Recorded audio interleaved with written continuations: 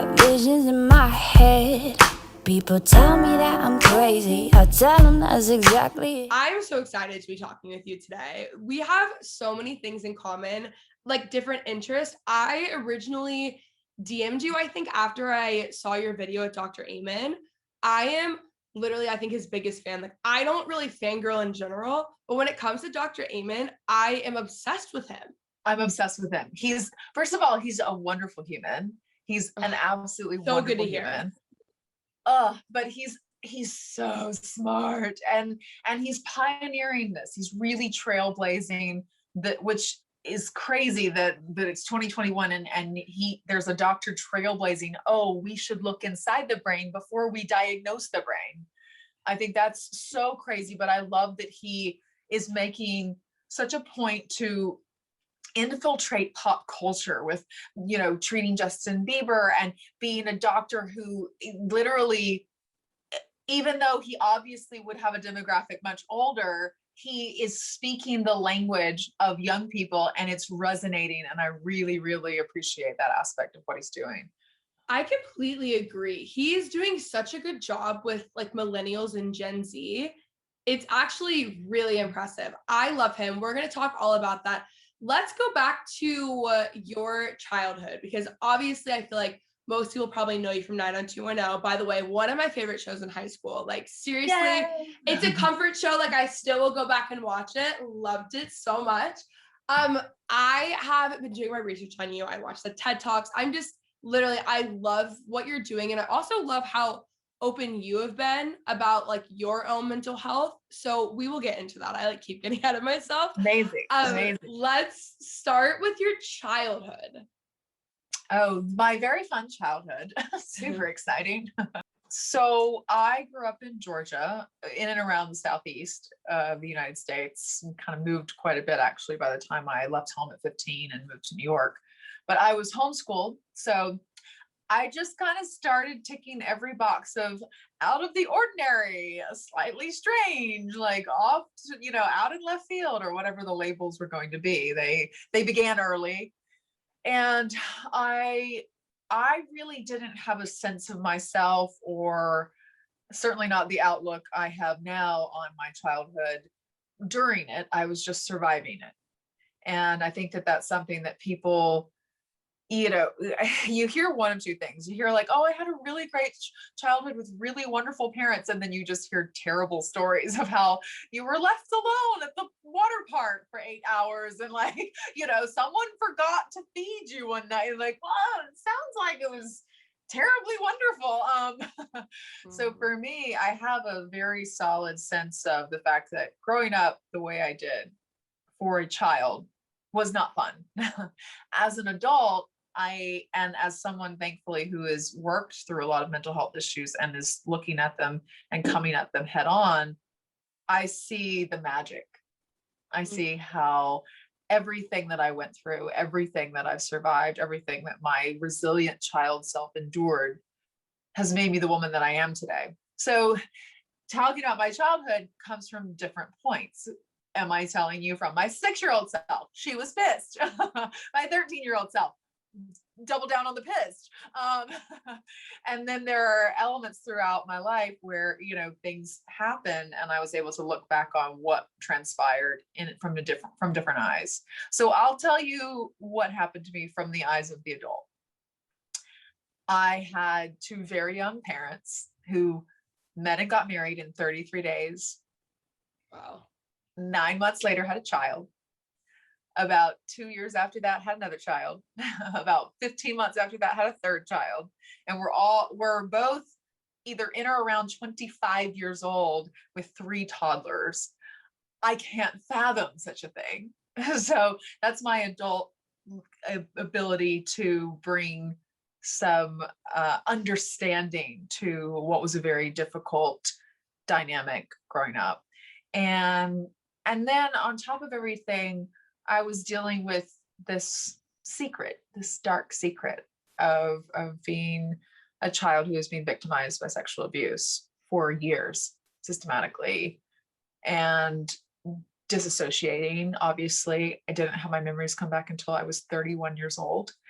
Mind you, I've been working, as you know, I've been working fighting sex trafficking of children for a decade. Nothing rang a bell because the mind is so beautiful. The brain is so beautiful, as Dr. Amen says. It's so beautiful the way our brains protect us. And that's what it did. I went from being abused to becoming my own abuser. At no point was it safe for me to remember what happened to me, for me to heal, for me to transmute this horrible origin of my life and become something above it and better than it. I had to get to a place of safety first. That came when I got so drained from all of the stuff that I would sign myself up for and agree to and say yes to, and I was doing good stuff. So it was like, okay, I'm helping someone over here, I'm showing up for someone over there, and I couldn't convince myself that these things should be no's. There was no world where that should be a no. Of course it was a yes, but I was suffering. I was suffering because every yes meant no time for Anna, no time for AnnaLynne, right? So in June of 2018, I had completed my last commitment outside of myself to every soul on the planet. I had stopped making commitments backlogged from like a year or so prior. And I still had, commitments a year out. And I ceased making new ones at a certain point. And by June of 2018, I had reached the point where I didn't have to show up for anybody. I wasn't getting on a plane to somewhere in some other world, some other country, whatever. And 2 months later, my memories came back. And the childhood that I could tell you about for 31 years became a childhood that was entirely different. And everything was about obscuring this dark past that haunted me in subconscious, unconscious ways, but never in my conscious mind. And this would be the time when you realized that this was DID, right? You didn't know you had this before. Correct. I did not know I had dissociative identity disorder until I was undergoing EMDR treatment, which is eye movement desensitization and reprocessing. So for anyone listening, what that means is our memories, not unlike our dreams, are connected to our eye movement. Internal imagery is connected to eye movement, and in that fashion. And EMDR detaches the movement of the eye from the memory. So it desensitizes that connection, that neural connection. And what it essentially allows you to do is to be able to take your CEO brain and go back in time and look at something that was traumatic or stressful or overwhelming for the body and the brain, to look at it in a safe space with your doctor, under care, what have you. So in this treatment, when my memories came back, and then it progressively got more and more intense because more and more memories started coming, and they were coming in the form of like convulsions. So it would look like I was having a seizure, but my body was reliving the physical acts that were being perpetrated onto me. So my body would literally thrust around. At one point I flung onto the ground and began clawing, screaming, "Mommy, mommy, mommy." So clearly, being thrown into a time of, very young, fragmented memories, not knowing where I was, not knowing where my mom was, not knowing where, what was happening. And then all of the images would start to flood. So the period where this was happening very extensively was just my doctor and I just navigating the memories that were coming, and they were coming so fast and so often, because every word was a trigger. Every word was a trigger. It was just like, I would be fine. And then all of a sudden I'm just twitching. And like my sister and my younger sister and I have very morbid senses of humor. And she's like, okay, it's time to seize the day. I'm over there like seizing, literally. So we found a way to bring light into what was a very dark period of my life. But several months into that, I started to get the sense of this very defined little self. And I was talking to my doctor and saying, Well, when she saw this happen and when she felt this, and I was like, and I kept apologizing. I was like, sorry, when I at 6 years old, it didn't feel like me. And I kept explaining to my doctor, I'm like, I just can't say it's me. It's her memory. And she was like, just so you know, this is very common. There's a spectrum of dissociative identity disorder, and you're pretty far down the rabbit hole. And it is very, very normal for people who have been through severe trauma, childhood sexual abuse in any capacity, especially early on, to have DID on some part of the spectrum. I think it's so cool that you've been so open about this, because after looking into it more and just like listening to podcasts and things where it's come up, it is so common, but it's not really something that I had even heard much about. And this is right up like mental health. This is things that I listen to all the time, and this really isn't talked about. It is not talked about. And I appreciate you giving space for it. I appreciate all the platforms that are inviting me on to speak about this. It's why I'm speaking so candidly, and people are in my orbit are like, what are you doing? This is terrible. You can't say these things. TMI, too much information. And I'm like, oh my gosh, you guys should know me by now. All I do is overshare. It's literally like my missing middle name is AnnaLynne Overshare McCord. But I do this because why the fuck not? Mm-hmm. I'm sorry. Why the fuck not? Why are we sitting in silence still? This is a theme that we're done with. Silence is so last year or last decade or last millennia. I'm not into that. Opening the conversation is love. Love unites.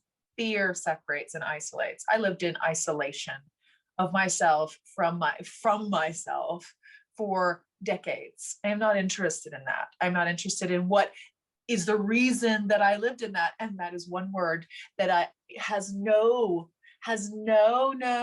invitation in my field. And that is shame. Shame is not invited in my space anymore. And it is because it is the single most immobilizing thing next to being dead that you can possibly exist in. Shame is walking death. You are a dead person on the inside. You just can still move your limbs. So I don't have that anymore. I don't live in that. I don't express in that. And I am very outspoken about how much I don't like our cancel culture right now, because it is shame oriented. It is all about shame. And I got slammed the other day on social media because of something my co-host in my podcast, Unzipped, she had posted a clip of me saying, you know, if we're constantly canceling everybody, we're never going to get an authentic moment from each other.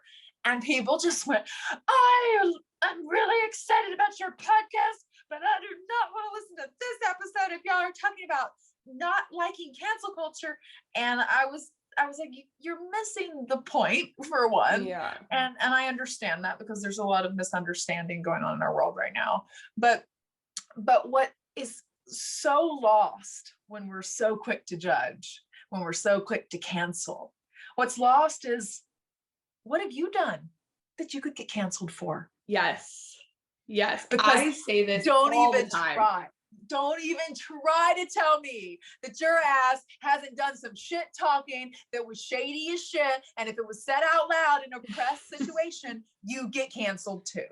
Yes. And that, yes. So I'm glad you talk about that. That to me is the biggest thing to me is, okay, cancel cultures, I see your cancellation and I raise you redemption. But it takes very powerful, strong people to be capable of compassion and redemption. Weak cancel cultures for the weak. Yes. Shame cultures for the weak. Small minds. You got to have a really broad mind. You got to see a lot of shit to get to the place of compassion and redemption. And that, thankfully, after years of feeling weak, I'm at a space where I know how strong I am. And I'm so strong that I can walk into the room with the people that perpetrated all of the different versions. And there is plenty of sexual misconduct that was used against me. I'm an actress, like you can imagine, throughout my life. I could walk up to any of them and say, hi, What happened to you? Why are you hurting? Mm-hmm. Because there's no reason that you tried to hurt me if there wasn't something going on with you. So what is it? Let's talk about it. Let's get beyond it. And that's the truth, because every single one of us starts out as little tiny little ones, little perfect babies. My beautiful little nephew turned 1 today.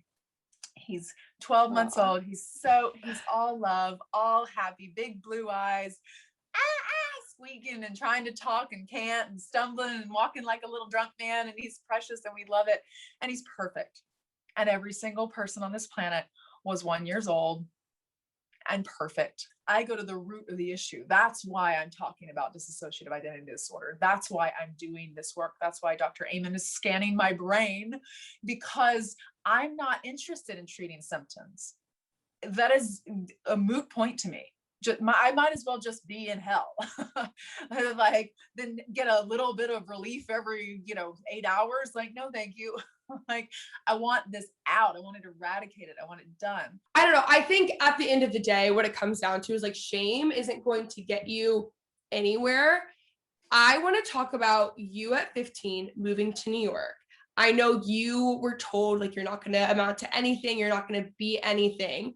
And now you talk about, after going through everything that you've gone through, feeling as though like shame doesn't even like enter your mind, right? So how did you go from being 15, moving out to New York on your own, and being told you're not going to amount to anything, to being who you are today and shame is not even a part?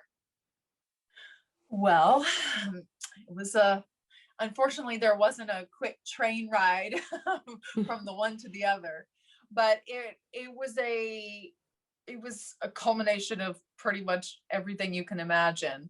Leaving home at 15, I thought there's a folk song that goes, I was so much older then, I'm younger than that now. That really resonates with me. I was this, like, if I met my 15-year-old self now, she had it together. Like, she was handling shit. I feel like I'm much more of a, like, I would like a nap. I'm tired. Like, I'm much more petulant and childlike now than I was when I was 15.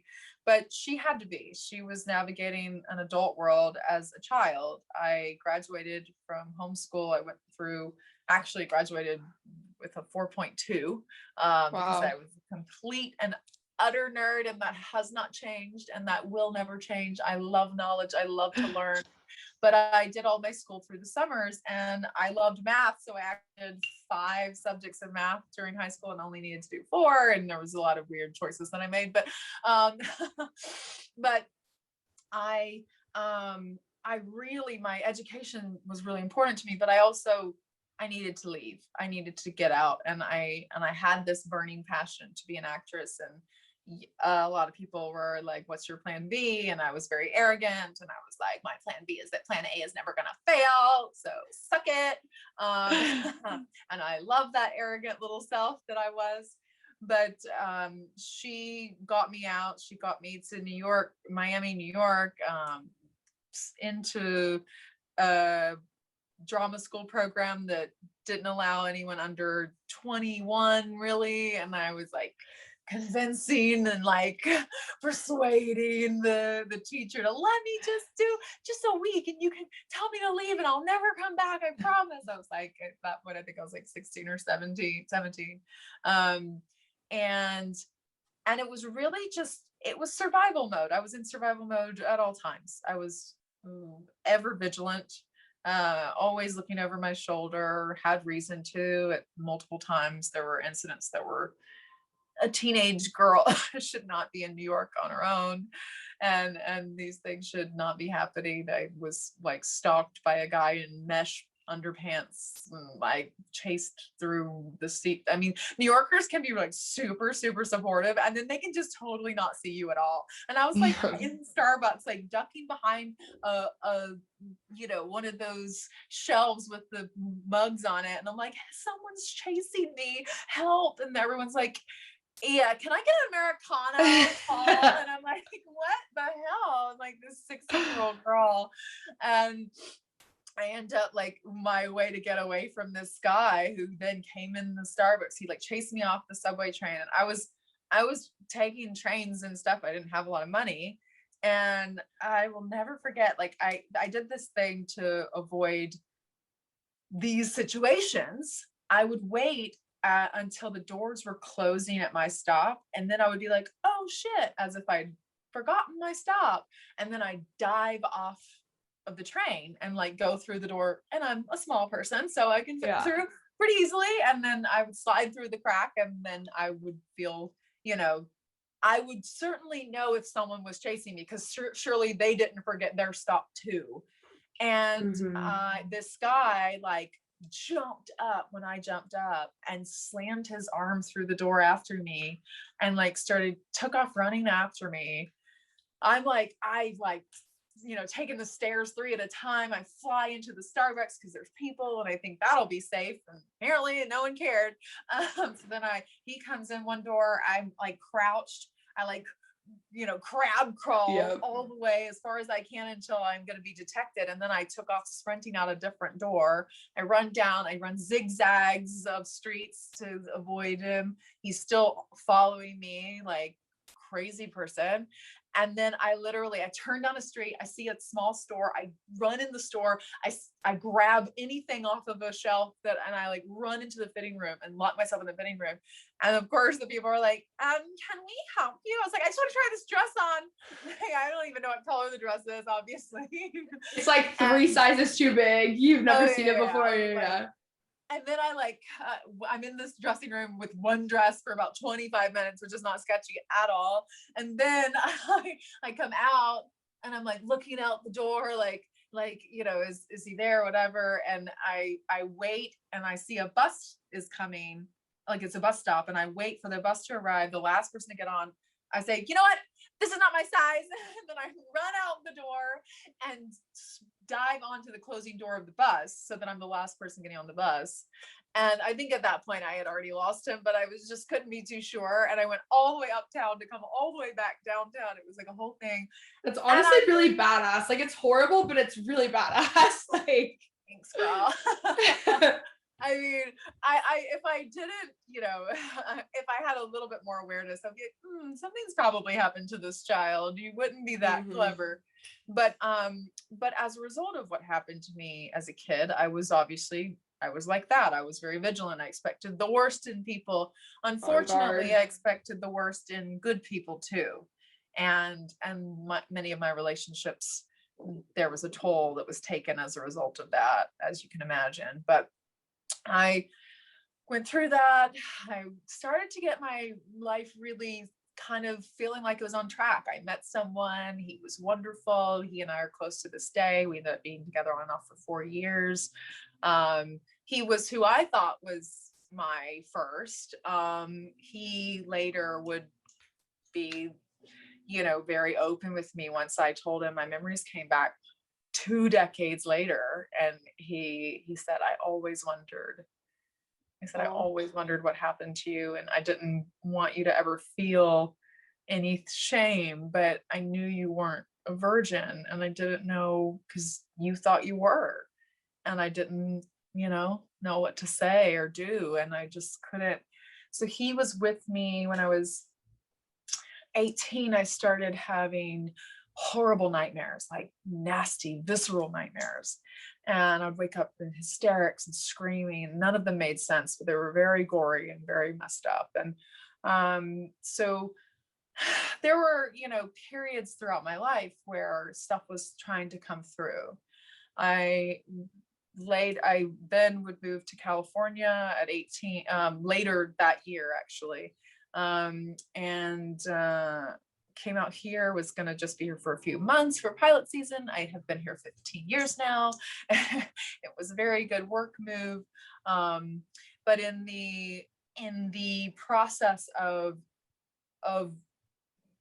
kind of just any coming of age story, I was discovering who I was while following this very big dream, while having no one that I knew. Or, I moved out to LA and I knew my agent. I slept on her couch for a week. Like, I didn't know anyone. I didn't, there was there were so many odds stacked against me. And if you don't believe in magic in the universe, then you're just a little naive, because there is a magic that you can't always see, but you can definitely feel. And there was so much magic in my story, and there is so much magic in my story, and I'm aware of it now, and I move towards it and into it. And it's this microcosm, the quantum world, just working in vibrations. I loved acting. I ate, slept, and breathed acting. It was everything and all things. And I would, imagine myself. I would visualize myself. I would actually out loud receive my awards, accept my Oscars. I mean, I was living this life before I ever lived this life. And I willed it into reality. I turned the formless into form. What I didn't know was that quantum physics is starting to prove that this is a real thing. I just lived it, and it was all consuming. And because it was all consuming, I never had to remember what happened to me. I never had to face my demons. I had something to focus on. When I made it on Nip Tuck and then 90210, and I was successful and everyone was, clamoring, and it was a whole thing, suddenly I wasn't working so hard. I was working hard. I was working 90 hours a week, but it wasn't, to me, the striving was no longer there. I had offers coming to me. I had jobs. I had opportunity. I was successful now. And that's when everything went downhill. I want to talk about what you refer to as your young life crisis too. You said that you were just hurting people up the ladder. I feel like this is so common. I also, just in general, being in my 20s, this is like my most common topic of honestly any discussion, whether it's podcast or just with my friends, like the uncertainties of your 20s. But also, I lived in LA for 5 years. It's like the hustle, it's so fast. It's not even the fastest city, but it is a city of striving for sure. And even when you've reached kind of what you want to reach, I just feel like it's just, I don't know, especially when you're young. I moved out when I was 17. It's a different sort of beast, especially dealing with childhood things. Like, I think so much of what you're saying is going to resonate with so many people, but I want you to go into what you describe as your young life crisis. Okay. So that was when I was being offered 90210. And I knew from the time I was 9 years old that I wanted to be an actress. Just before that, I wanted to be an archaeologist. And that dream is still alive, I'll tell you. But I settled on acting. And since 9 years old, this was it. I was going to be an actress. And then I became an actress. And there's a saying, the only thing worse than wanting something is getting it. Mm-hmm. I never understood that, but it happened to me. And I wanted to be an actress, which meant that I had something to want and therefore to strive for, to go after, to focus on. Once I had it, all of a sudden I realized that wherever I go, there I always am, with all of my pain, with all of my past, with all of my fears, with all of my insecurities. There was no escaping that. Becoming an actress, being on red carpets, being loved one minute and hated the next. I was not escaping the one person that was always with me, which was me. And I knew what I wanted from 9 years old. I knew what it was that I wanted. I never knew why. And that is when I had my young life crisis, because the why is the most important thing you will ever discover. The why is the only thing that matters. Why is the question we should ask to every moment of every single thing at all times, always, in all ways. Why? When you why the fuck out of something, you will unravel it to the root, and you will get to the source, and you will have a real understanding of what's going on. So I why'd the fuck out of things.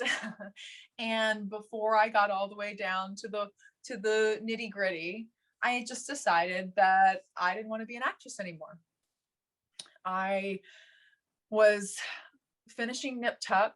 I was working on a film called Fired Up for Sony, and I was being offered 90210, and there was a film that I wanted to do, and it was about human trafficking, and it was an incredible script. It was so amazing. It was so well written. These two South American directors were going to work on it together, and we had several meetings, and it was in the middle of rewrites, and the 2008 writers' strike happened, which was a thing in my industry that shuts our industry down because obviously we were negotiating contracts.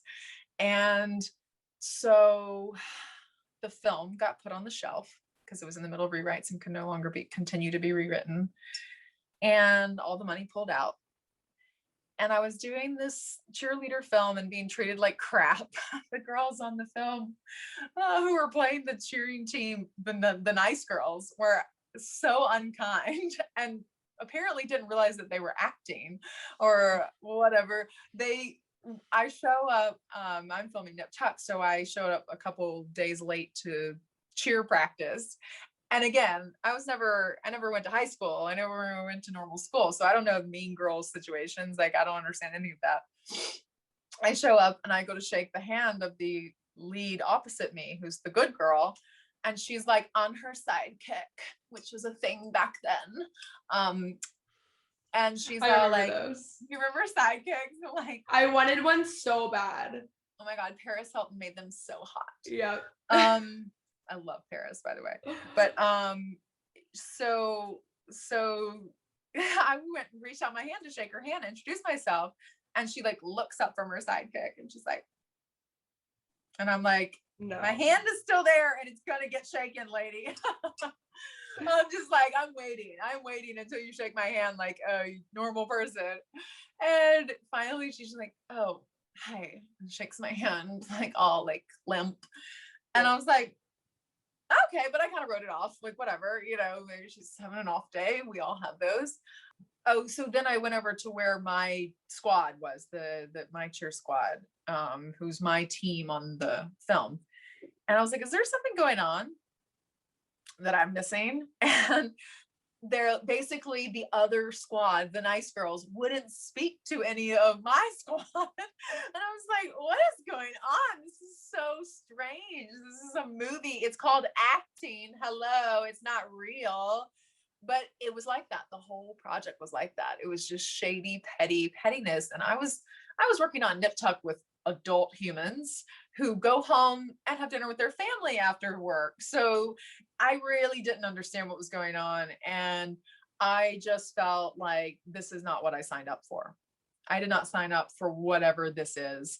And all of them, of course, are probably at, my age now. And they're probably like, God, I was such a brat, but at that moment I was having an existential crisis. And I was like, no, I don't want to be an actress anymore. I got offered 90210 while on the set of Fired Up. And I said, no, I just like, no way. There's no way I'm going to do another show that's like this age group of like shady, petty, like unhappy with yourself humans. Like, I've got enough to deal with myself.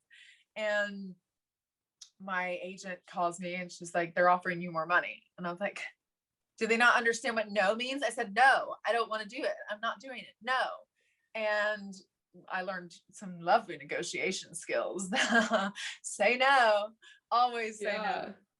But I called my acting partner from back in New York, she's my wifey now. We call each other wifey. We're like, we've been friends literally for 17 years. Oh, today's her birthday too. Ooh, I definitely got her. She and my nephew have the same birthday. I need to call. Oh, I literally messaged her and didn't wish her happy birthday. I'm a terrible human. Oh my God. She knows me. She knows me. She's going to laugh so hard when I realize this on a podcast. I'm so sorry, wifey. I love you and I will make it up to you a million times over. I promise. Okay. But so Jess is like this brilliant, amazing woman. She was Miss Florida State. Like, her whole life has been in service of other people. And she has constantly put herself on the line. Talk about someone with a life story. Like, she has an organization called I'll Go First, and it's all about telling your story and going first and taking shame out of the room in order to discuss these difficult topics. And I mean, she's been through it. So I called her and I was like, I'm moving back to New York. I don't want to be an actress anymore. I'm going to work at Starbucks and find a new passion because this is stupid. And she's like, oh, no, you're not. And I was like, yes, I am. She's like, no. She said, you have such an incredible platform. Are you crazy? Like, no, like, come on. Was in not so many words. She's much more delicate than I am with her verbiage. I'm like, I'll bitch slap you. She's like, let's just get to the bottom of your pain. But so she gets to the bottom of it with me, and she basically educates me on this issue of human trafficking. And she's the one that I would end up going to Cambodia with for the first time and learning about this issue and becoming insanely passionate about fighting it. And that was the turning point for me, was suddenly I had a why. I had a why. These little girls in Cambodia who were survivors of human trafficking and who embraced me and all the unlovableness of me, that I believed I was so unworthy of love and so, incapable of seeing myself in any true light. They could see me and they loved me, and I didn't know why, and I didn't understand it. And I would do anything in the world for them, then, now, and everywhere in between.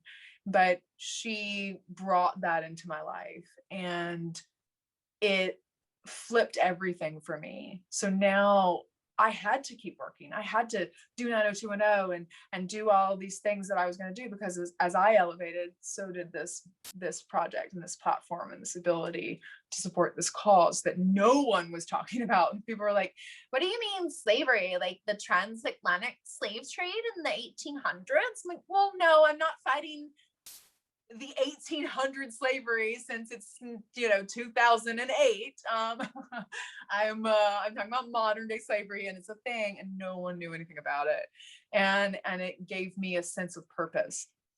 Of course, I'm still not healed, so I'm unhealed trying to heal, and that's never a good thing. So I threw myself into that, and there was a lot of self-projection, and as you can imagine, and it would take me several years of getting to a place of finally, going on an inward journey at 25, starting to learn about meditation and mindful practice, and starting to realize, oh, I got a shadow and she's a nasty little bitch. Oh, like, how you doing, girl? What's up? You like clawing people's faces off. What's going on? And I had to, start to come to terms with the fact that I had caused a lot of pain.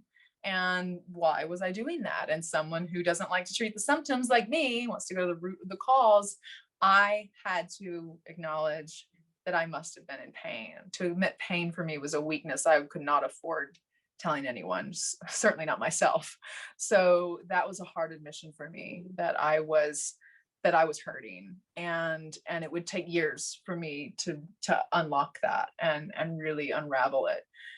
And then when I thought I was doing so good, I was like, I'm just having a little PTSD, which is like so fine, because I'm sorry, whenever I do this version of myself, it's actually Alexis from Schitt's Creek. So I immediately go into the wrist snap, and I'm like, anyway, yeah, so that part of my life was perfect. And I was just going to go do some EMDR PTSD treatment, deal with my post-traumatic stress, give it take 5-6 weeks tops, and I'll be good, right? Yeah, I'm just going to clear this up out of the way. And then 3 sessions in, all of my childhood memories come back, and I'm like, oh, wow, so I'm really not done healing. This is so shitty. How long do you have to heal? It's been so long. And that's the part that people don't tell you, is this healing journey. First of all, it's a lifelong journey, and it is terrible. It is so not fun, but it's so worth it. And I am a different human. If you had met me, 3 years ago, 5 years ago, 10 years ago, you would not recognize me as who I am now. The light is fully here, and there was a lot of shading over the light for a long time. Wow, you are incredible. Everything that you said today, I'm like, yes, yes, yes, yes, and yes. I'm literally gonna have to have you come back on so we can talk about all the like wellness stuff as well. Like I need to hear about like the cold exposure stuff. We need to talk more about Dr. Amen. I mean, we just have so much to say. I don't want to keep you here forever. So let's talk a little bit about, well, one, the Love Storm, incredibly important, and then also your new podcast. Yes. Okay. So the Love Storm was launched last January before COVID decided to shut our world down. Yep. We launched a global world tour, which will happen once the world is open again. But the point of the Love Storm is a campaign to talk about, educate, and bring together organizations that are fighting modern day slavery, but doing it from the standpoint of fighting slavery from the inside out.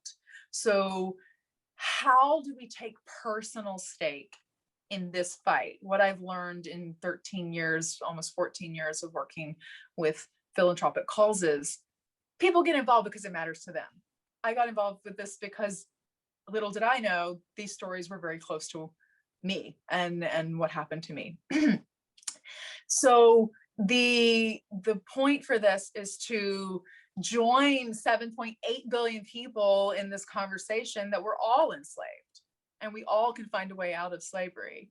But every single one of us at some point will have an invisible chain on our mind that says, I'm not good enough, I'm not smart enough, I'm not beautiful enough, I'm not wealthy enough, I'm not successful enough, I'm not whatever enough.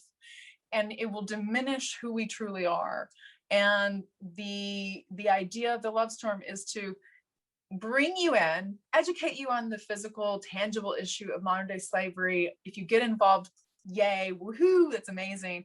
If you only break the invisible chains inside your own self, I'm cool with that too, because that plays a role in healing the one to heal the all. So I found this storm inside me. I was able to turn that storm into love. My storm didn't lose ferocity. It just transmuted and it became an alchemical process of something much more powerful. And that's love from the place of pain. And we use a loving kindness meditation that we do as a featured element of the event. And we say it feels like love and it sounds like a storm because we do it out loud and we get really loud and powerful with it. It's a lot of fun, but it's also a really educational event. And that is like my whole life now. It's that all day, every day. And then Unzipped. Oh, so you have to come on Unzipped. Unzipped, I can't wait. Yes, yeah, you'll love Shanae too. We're such a dichotomy. She's rock and roll pop culture. I'm like meditation shamans and gurus. Yep. And we're like, how do we meet in the middle?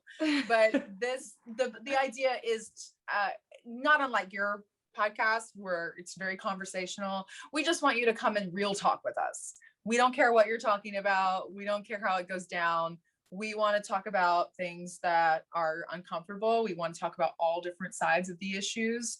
We want to be lovingly confrontational, go against taboos, go against societal norms, question society and culture and these conversations that thankfully are being had now. We want to deepen and more thoroughly engage those topics in order to educate and also just have some fucking like dinner talk, like dinner table talk. Like you are at a cool dinner event and you end up in a conversation with a wild, crazy person and they tell you some wild story. That's what we want Unzipped to be about. Amazing. I love that. I am so excited. Where can they find you on Instagram? So I am at the AnnaLynne McCord on Instagram, and it's at Unzipped Pod if you want to check out the podcast. Perfect. Thank you for coming on. Got reasons for my absence. People tell me that